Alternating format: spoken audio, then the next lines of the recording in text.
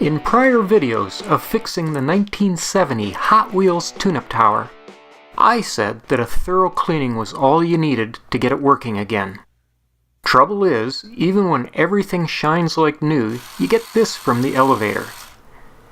Hesitation, slipping, and stalling. There's one more thing you can do to make it right.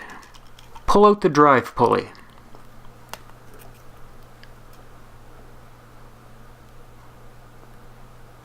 And get some friction tape.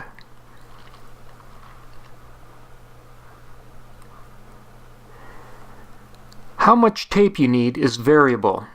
I find that covering anywhere between 1/4 to 1/2 of the roller does the trick. You may need more tape depending on how much slippage you're having with the elevator belt.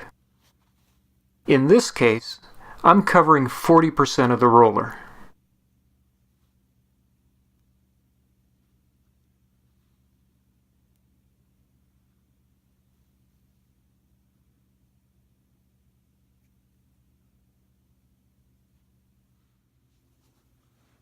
Now, reinstall the drive pulley, and let's see what happens.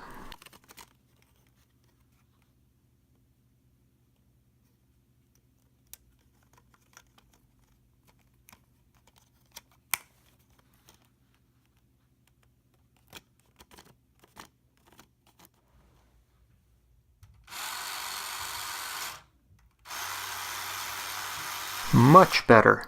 Next, test with the weight of a car.